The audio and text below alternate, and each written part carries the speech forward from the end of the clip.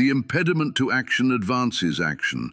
What stands in the way becomes the way.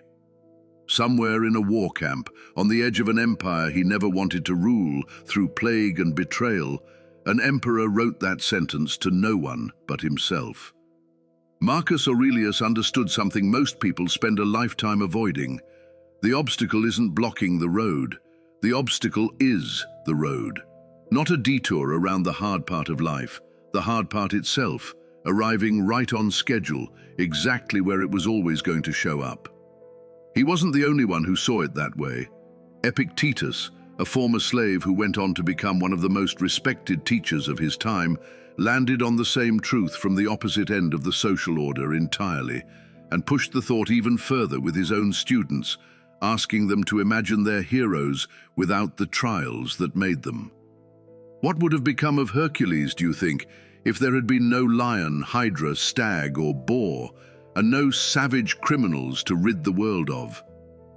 Take away the labor, and there's no legend left standing. There's no resilience without something worth resisting, no story worth telling about a life that never asked anything of the person living it.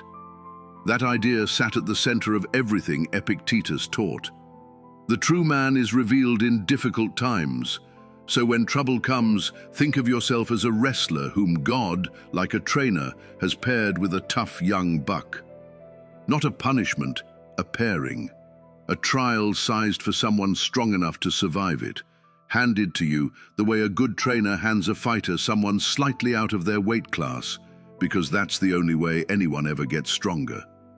Seneca, a statesman and playwright who spent years advising a volatile Rome before losing nearly everything to exile, made the case in blunter terms.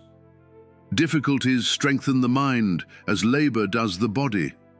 Muscle only grows by being pushed past what it carried yesterday, and a mind, Seneca believed, is no different.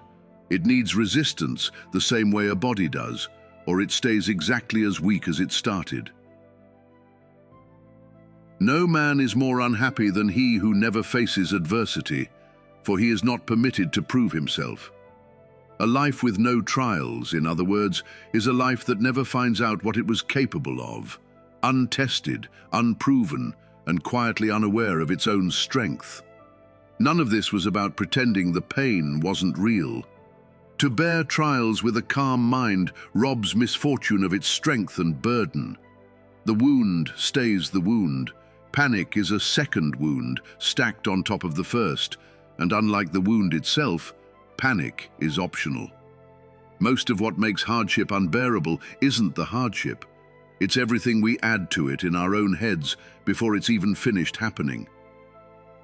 Marcus Aurelius asked himself the harder version of that same idea in the pages of a journal never meant to be read by anyone but him. Why is this so unbearable? Why can't I endure it? He wrote it down, knowing the honest answer would embarrass him, because most of the time we can carry far more than we think we can. The limit we're so afraid of hitting is usually further away than it feels in the moment we're afraid of it. That's the quiet center running underneath all three of these men, hiding in plain sight behind every quote so far. Resilience was never about becoming unbreakable. Nobody stays unbreakable forever, and the Stoics never pretended otherwise. To be like the rock that the waves keep crashing over, it stands unmoved and the raging of the sea falls still around it. The sea never stops. It was never going to stop. But the rock is still standing every time once the water pulls back. Not because it fought the waves, but because it simply refused to be moved by them.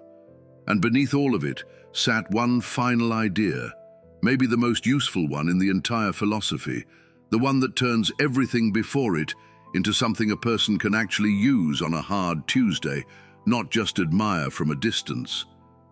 Just as nature takes every obstacle, every impediment, and works around it, turns it to its purposes, incorporates it into itself, so too, a rational being can turn each setback into raw material and use it to achieve its goal. A river doesn't defeat the mountain in its path. It bends, it carves, It finds a way through, slowly, patiently, without ever once needing the mountain to move first. And centuries later, it's the river that's remembered, not the stone that tried to hold it back.